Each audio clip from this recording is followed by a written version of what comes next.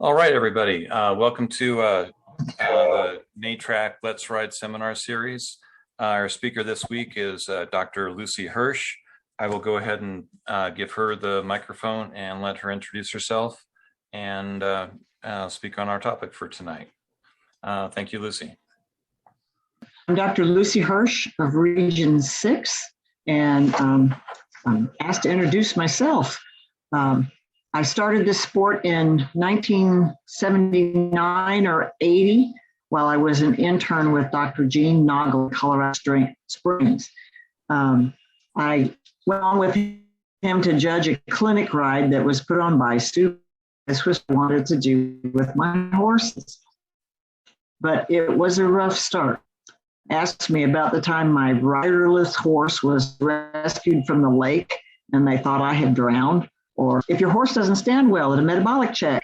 Remember the time mine cantered in place the whole check. My first open season, I broke my back and I had to find a catch rider for my 22-year-old stallion for one more completion to earn that national championship. He finished second, open lightweight. Oh, and I horrified another rider by putting hobbles on my 4-year-old horse and then tying his head to the hobbles so that I could saddle him for a Friday evening ride before his first NHRC start. And she wondered if I was actually going on that horse. And that same horse, Linda Tellington Jones, told me he was stupid and he would never. He had over 10,000 miles in competition when he was retired and had earned 14 national championships and 2 grand championships. So listen to everyone, but choose the advice that seems the best to you.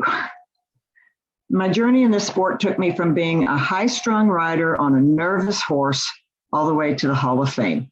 And my advice to all of you, both new and experienced, is this. Take each ride as a learning opportunity for you and for your horse, and look at your judges as clinicians instead of judges. Quit worrying about points and placings, but rather concentrate on learning all you can from each judge and from your horse and the other riders on each ride, and you'll form a deeper partnership with your horse. You'll have more fun and you'll place better. I became a vet judge to get back to the sport I loved. Be nice to the judges. Judging is a huge time sacrifice and a lot of work, way less fun than competing. We're ordinary people doing a difficult job. Now, I hope this presentation will demystify one portion of that job for you guys.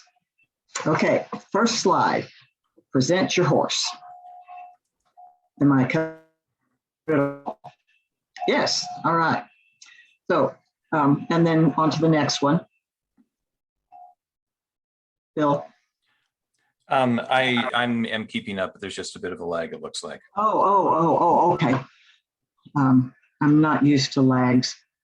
So the first thing when you're presenting your horse that needs to be ensured is that you have the right name for your horse, the right number that matches your vest, and the correct class and division and number of days that you're riding. There's nothing that messes a ride up worse than finding out at awards that you had people in the wrong class. And the judges and their secretaries work this out, but it's also important to you that we make sure it's correct. All right. One of the first things they'll check is the mouth. Teeth for age. This horse is obviously way beyond 4 years old. And this is mucous membranes, hydration, and capillary refill, gum color and capillary refill. We press our thumb or a finger on one of their gums and then remove it and see how fast the blanching mark goes away. You can do this to your own thumb with your other hand and see the white spot go away. The speed of that reflects the status of the circulatory system. The moisture level in the gums is important. That's one of the saliva is one of the first things that shuts down when your horse begins to get dehydrated. And the color of the gums can show us a good deal of things also. Next.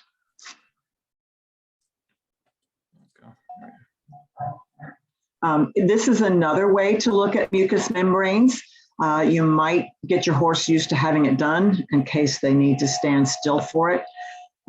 You can see some more blood vessels a little more easily in the on the underside of the eyelid. Okay. We'll check besides for age and the capillary refill time and color. We look for bit rubs at the commissure of the lips and at the curb groove. Okay. And if we don't, and you have any of those, tell us about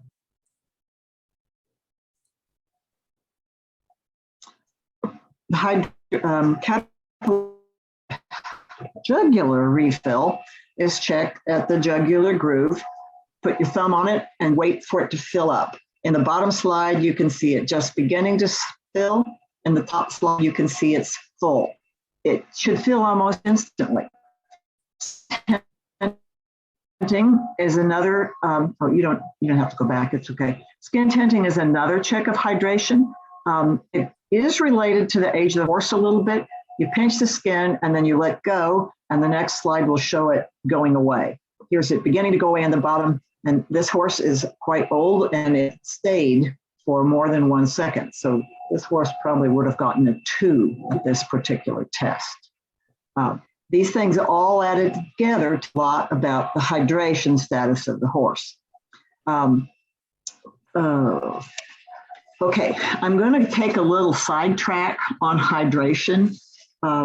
It really ties in well with the electrolyte discussion that they had in the last webinar. Did you know that your horse is likely to be almost 5% dehydrated when you arrive at the ride?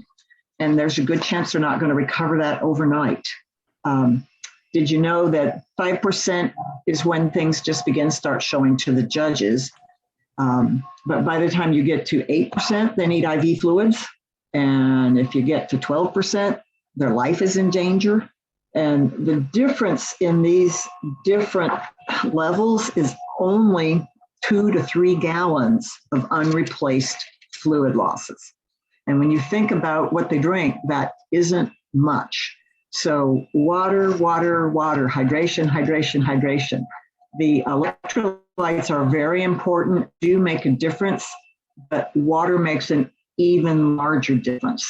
So do everything you can to get them to drink. Every swallow counts. Manure is a thing that we don't judge anymore. We used to judge them in the morning before you went out on Sunday morning. How large are the clumps compared to usual on your horse? How moist are they? Do they splat or thump? Are they, they sound hollow, like they're kind of dry? Are they dry? I mean, I've been known to pick one up and break it in half to see. And sometimes they'll even have what we call a diphtheritic membrane on them, which is kind of like a slimy coating. That's not necessarily saying your horse is going to colic tonight, but it's not a good sign. It means that that manure has been in the large intestine too long, that the gut motility is slowed. And you should redouble your efforts to get them to eat grass if you can, wet hay if there isn't grass where you are. All right.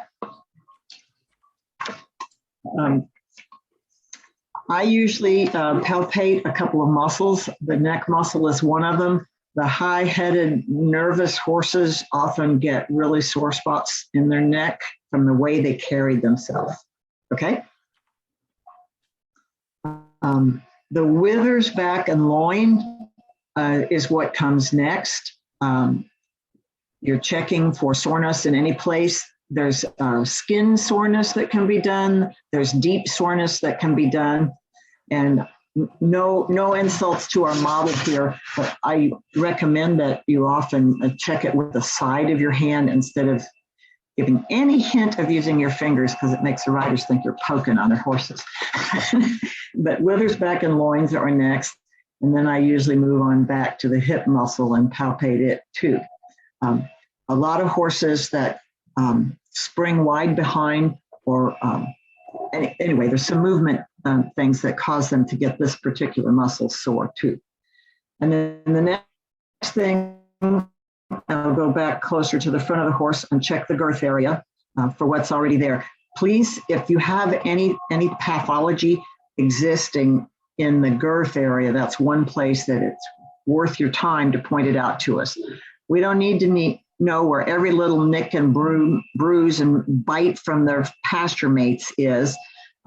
If it's not under the tack or where they're likely to do it to themselves on the trail, it really doesn't matter. But the girth area, if you've got anything there, make sure we see it. Next. I'm looking for anything under the saddle: edema, plaques, rubs, swollen places, tick bites that are swollen. It's a good thing to check on Friday night. This is a baseline, what's already there, so that unless it worsens, or if it's a seriously negative thing, it would certainly be worth scoring later on if there's a tie that needs to be broken. Okay. Pick up the front leg, we examine it. We're looking for heat, fill, sore suspensory tendons, overreach marks on the frogs, the condition of the shoes or feet, anything that we can find that's abnormal, range of motion, sore places. And then we move to the back leg. Some vets pick these up, some don't. I usually check for fill in the hock, and then fill and heat down in the tendon sheath and the joint capsules further down on the leg. Keep going. It's easiest to check for interference marks from the opposite side of the horse. So we'll be checking the right side interference marks from the left side of the horse, and vice versa, as well as when we have a leg picked up. Next is the girth, or the gut sounds. There are 4 different quadrants to check gut sounds in. And then we go and do the same thing on the other side. I try to go from one gut sounds to the other while I still have the stethoscope in my ears, or I tend to forget the second set. The gut sounds are also a measure of hydration. As the body gets dehydrated, it shuts down or lessens the circulation to the quote unquote less vital organs. If you're running away from a mountain lion, you don't worry about digesting your meal until you've escaped the mountain lion. Long distance riding is a different kind of stress, and it's not advantageous to shut down the digestive system for a long period of time, which is one of the reasons we're so careful about it. I would like to say that gut sounds in general, all of these metabolic parameters that we're seeing a moment in time. We're not seeing the video, we're seeing a snapshot. And I may look at your horse and find no gut sounds. And they may have been there 2 minutes before, and they may be there 2 minutes later, but they didn't happen while I was looking at them. So we only can judge what we see at the moment. That's why we judge all of these things and try to judge them multiple times during the day to get enough snapshots to make ourselves a video to tell what the pattern that's happening with your horse is. Don't fixate on any one individual score. A vet judge shouldn't either. It should be about groupings of parameters in the same neighborhood of time and the change over the whole day. So that's the medical part behind the things that you guys see as scores. Okay, next. Quick question. From the electrolyte talk, we learned that hydration is critical in keeping the gut sounds moving. So keeping the horse hydrated is obviously very important. How important relatively is eating on the trail, giving your horse carrots on the trail, keeping it keeping it well fed on the trail to maintaining gut sounds? Different riders will have different opinions. My opinion is that the horse that graze periodically, and I'm not saying stop and spend 10 minutes grazing. I'm saying teach them to take a bite while they're moving. Chester could trot and graze at the same time. I think it's very important. And I always encourage eating on the trail. That the water that's in that they eat helps. I think it calms their brain down. A horse that's got its brain tied in a knot and won't eat is going to waste energy in a lot of ways. They're going to sweat more. They're going to move more than they need to get where they're going. They're going to pay less attention to you, dehydrate quicker, stumble, trip up, interfere, all the things you don't want them to do. And letting them take a bite of grass every now and then actually triggers the food and reproduction side of the brain instead of the fight and flight side of the brain, and puts out better hormones for a calmer, better partner horse. So not only does it help keep the hydration going, it helps prevent it getting worse mentally. Okay. Is there another question, or is that the only one on that part? No, that was good. Thank you. That was for me. Okay. Well, and I don't care who asks it. Okay. After we get through all that stuff and make sure we have it all written down with the secretary, then we do the trotting phase. And the purpose of this talk is not to teach you to judge whether a horse is lame or not. It's to teach you how to show your horse to the judge. So on the trot away, I imagine that the circle you're going to trot is a clock face and the judge is standing at the end of the pendulum. And so you trot your horse straight away from the judge up the pendulum to the center of the clock or to the other side of it, depending on whether you're going to lunge or not.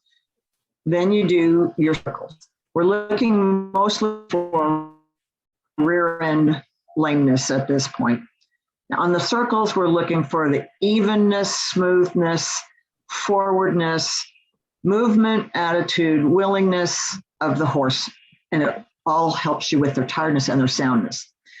It's very important that there's a loop. See the non-straightness of the lead line? You want to loop in the lead line so that the horse's head can move freely for two reasons. One, if it can't, the judge can't tell what's going on with the head. And two, you can't show your horse to its best advantage. This is almost like a show skill. You want your horse to move freely and beautifully. Some horses, I can tell their sound in 2 strides because of the way they're moving. But if you're pulling on them like our model, and Bill wouldn't let us take pictures of anybody doing it wrong except for him. So he said it had a really hard time getting his horse to do it this way to show.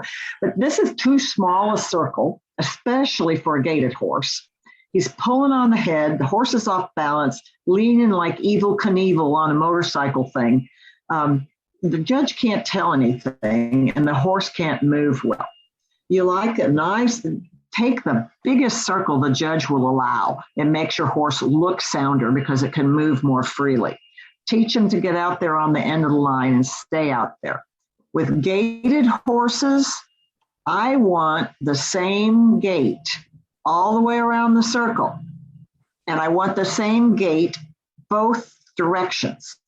A lot of gaited horses that are stiff or sore or have early minor problems on one side will give you a different gait on a circle to the right than to the left. Your horse always does that. It's not a habit. There's something uncomfortable in your horse. Get to a chiropractor, somebody who can help you fix that. It's not normal to pace one way and foxtrot the other, for example. Trotting horses, the lamenesses are more clear to see, to to judges that haven't ever ridden a gaited horse because it's a more straightforward gait. There's not as many versions of a trot, but you want your horse to move. You want to get a good MAW, except you don't want to get too good a one because it might go down and you might lose a point. It's really tricky to walk the fine line between trying to play games with the judge who knows what you're doing by getting to try a dead head on Friday night and then trying to, I've seen people go out behind the trailers and whip them up before they go show to the judge on Saturday or Sunday nights. Who hiss on you? We want to see what your horse is really doing. Anyway, nice big three heads. You shouldn't be dragging your horse and your horse shouldn't be dragging you. Okay, I think I beat that to death. Now trot back to the judge. Okay, straight toward the judge. This man is not looking at me. The best thing to do, if you trust the footing, is to look at the judge, and then you know you're trotting straight. Bill demonstrated trotting in front of his horse. I can't see the horse, can you? And then this is not straight to the judge, a friend standing on the side. Again, we can't see what we need to see unless you come straight at us. And then sometimes unusual judges like Lucy Hirsch ask you to trot sideways to me so that I can see the horse moving from the side. I don't know if we saved that slide or not. Yes, especially with the gaited horses, this can be really useful because they do their gaits much better on a straight line. And if they're lame, it goes up much more clearly on a straight line. Most judges don't ask for that. This one. Okay. Speaking of that, I had another judge beg me to put this in the presentation. Every judge is looking at mostly the same things for mostly the same reasons, and we all do it differently. We all have our own ways of looking for these basic set things. Okay, so I really did go fast, didn't I? Too many slides and I was going to use up all the time. So let's stop and see if we have any questions about check-in before we go on and go to Girth to use up the extra time. Any check-in questions from anybody? I don't have any questions just yet. Right. Let's give people a minute to type something in, and then we'll move on to Girth issues. I thought that check-in might go so quickly that I didn't use the whole time up, and so I prepared myself to talk about Girth, because if anybody's had a problem with it, they have questions. But I'm going to give you a little soapbox while we're waiting. Okay. People train for mounting and side passing over logs and backing up hills while you whistle Dixie and tying things into trees, but they don't practice check-in and check-out very much. And this is one of the most important things that you do.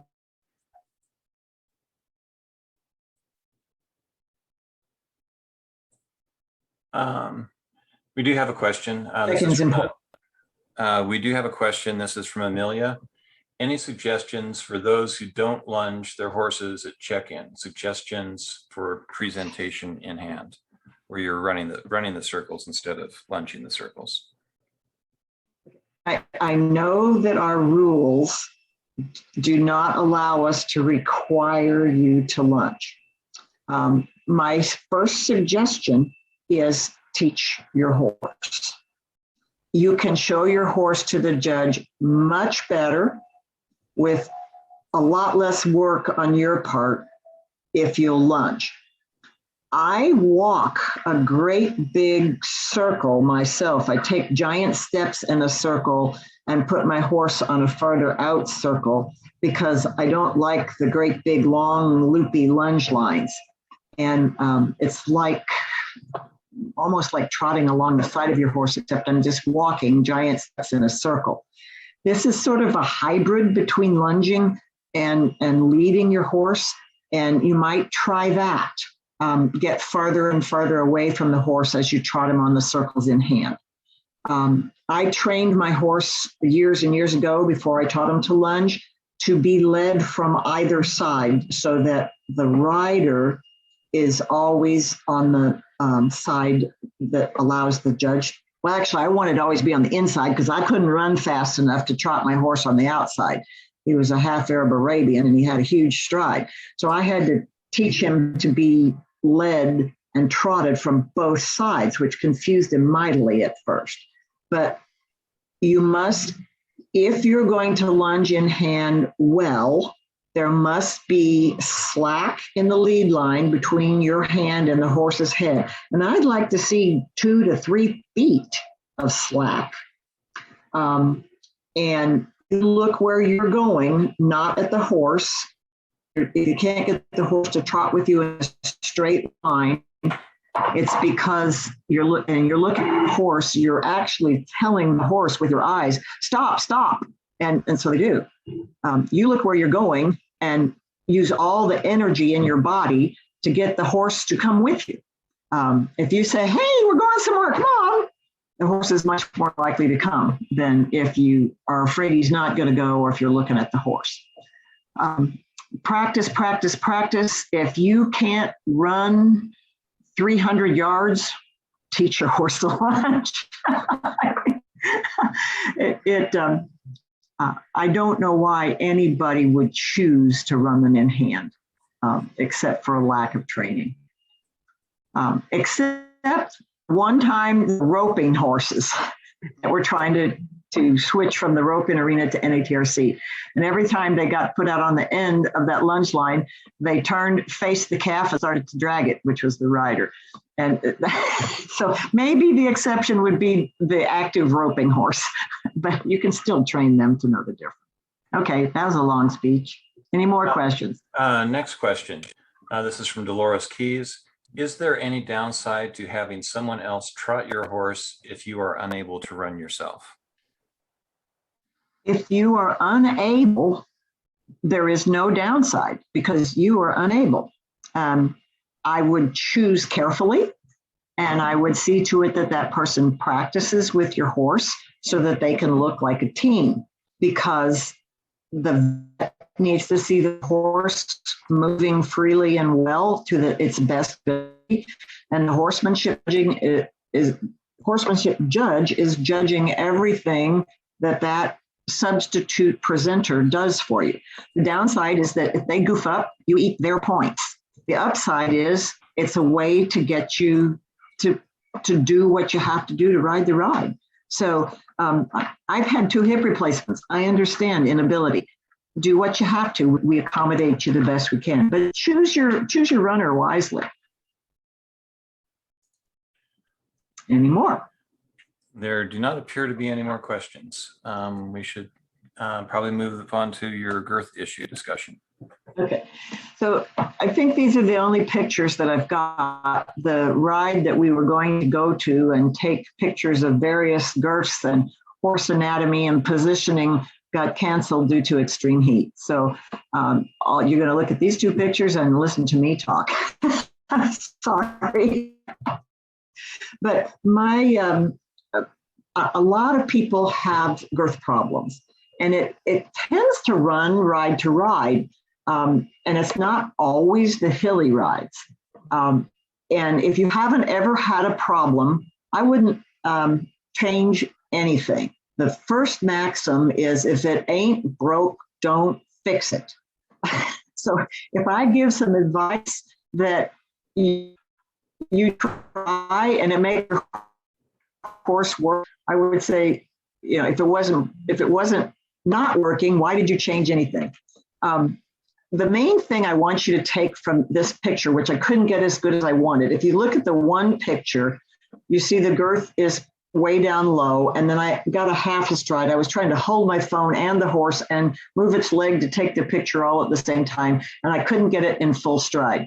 But when a horse takes a full walk, and especially a trot stride, the skin of their elbow literally covers the girth. So the first thing to say is that if you have a problem in that portion of the girth area, don't put a big soft fuzzy thing on it. Don't put a girth cover on it. That just makes it thicker and it makes the problem worse. So that instead of the skin sliding over the girth like it's supposed to do every stride, it's cramming into it. It's running into a wall instead. So what I would do, we had these lumpy buckles down here where the horse strides over the buckles. I was in the holes much higher up to get these buckles out of the way of the horse's stride moving. One of the things people do to try to alleviate girth problems is to move the girth back farther, center firing and things of that sort. That works fine if and only if your horse doesn't have a kind of conformation that I meant to be able to take a picture of. If they have a, I'll call it, like the chin groove in their chin, if they have a girth groove in the way their ribs are sprung, if there is a narrow place in front of wide ribs, that is where the girth is going to go. I don't care where the billets are, where it attaches to the saddle, it's going to go there. If you center fire a saddle on a horse like that, it just moves the whole saddle forward with the girth when the girth moves forward. So there are some ways that some horses are built that you cannot move the girth back successfully without changing where the whole saddle rides. So put that in your mind. And the saddle usually rides where it needs to anyway. So talking about moving the saddle forward, get it far enough back that the horse's shoulders can move freely. I don't tighten my girth very tight. You have to have balance and you have to be able to sit in the middle, and your horse has to have a little bit of withers.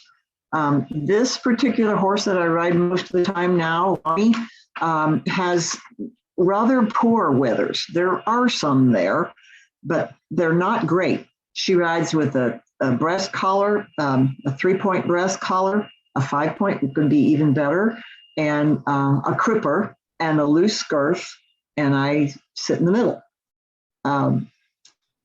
I think that some people tighten girths too much, and that can cause the problem. If you have edema in the girth area, the problem is usually too tight the girth. If you have to tighten the girth to get on, then loosen it after you get on. If you can't, it's safe. Don't do it if it's not safe, but it's a skill of yours more than, I like to quote Mariana Wood. She always taught her Girl Scouts out in the West where they ride in the mountains. She always said, "Do you want your bra that tight?" And I think it makes sense. The main purpose of the girth is to keep the saddle from coming so high off the horse's back during a very active activity like jumping or leaping a ditch or something, that the withers don't hold it in the middle anymore. It's a keep it from rising device, not a hold it on device. Gravity, the breast collar, the cripper, that's what's supposed to hold it on. What kinds of girths are good? I used to just love the mohair girths. Loved them. This horse can't use one. I hated neoprene girths. This horse does fine with a neoprene girth. So I'm not going to say this is a good girth and that's a bad girth. It has to do with your horse, their formation, the style of your saddle, where the billets are, how well you sit in the middle, the other things you use to hold the saddle with, the fact that you never put fly spray or anything with soap or has ever had soap on it anywhere under the saddle or the girth, and an experiment. And I actually believe that their skin actually can toughen up a little bit. So riding helps toughen it up a little bit. If you're galling them every time you're riding, you've got to change something before you ride again. Anyway, any questions about girths? We don't have anything at the moment, but Okay. a moment. There usually are.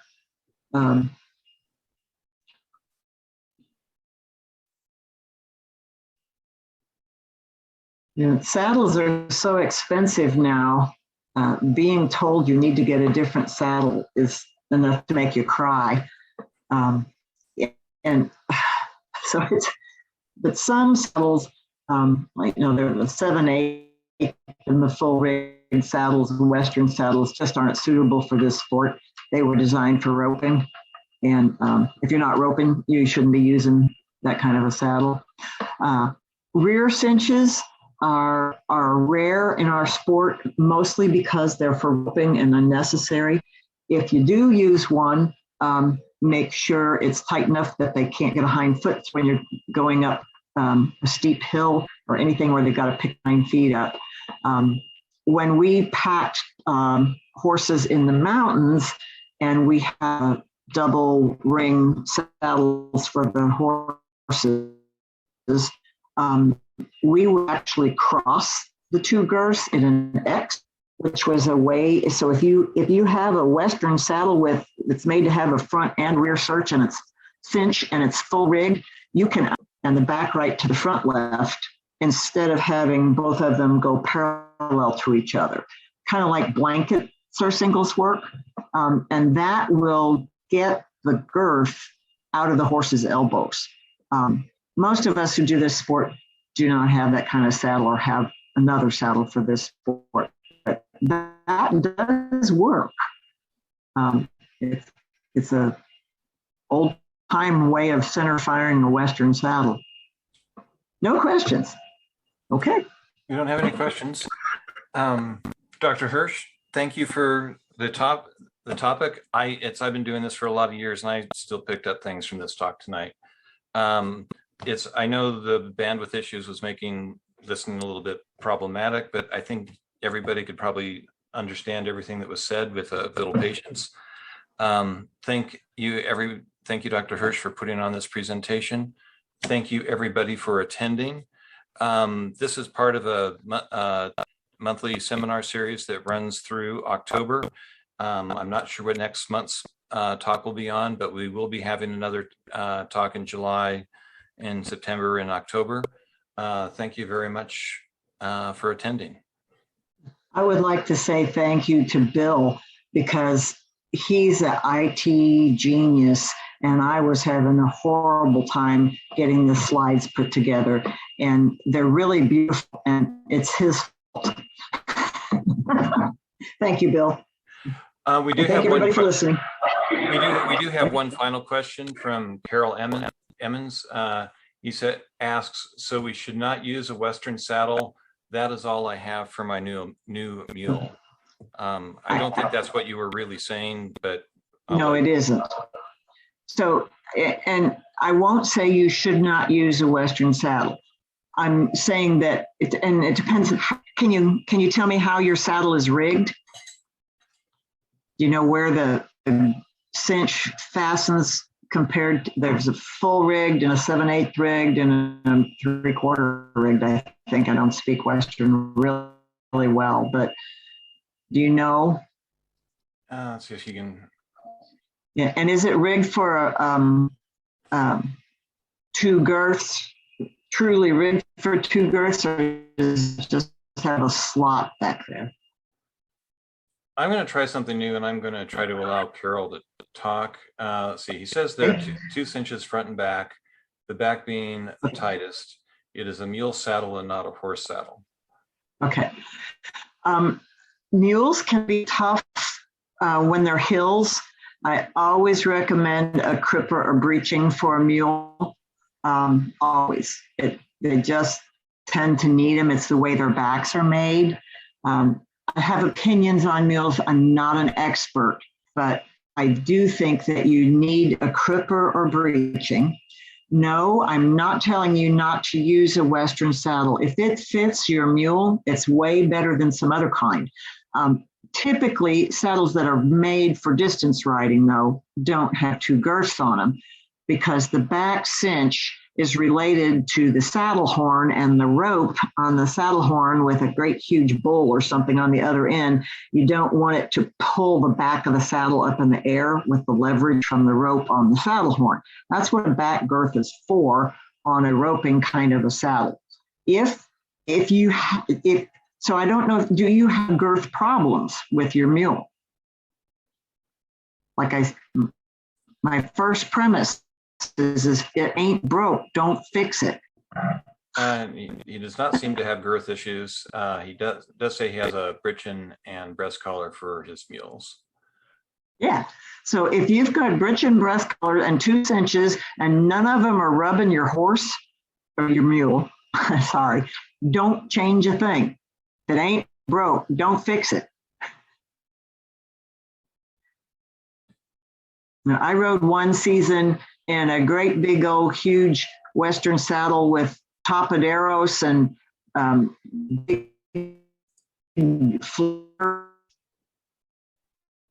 behind on the to hold your knees in, because I was going heavyweight that year and it was easier to carry the weight in the saddle than anywhere else.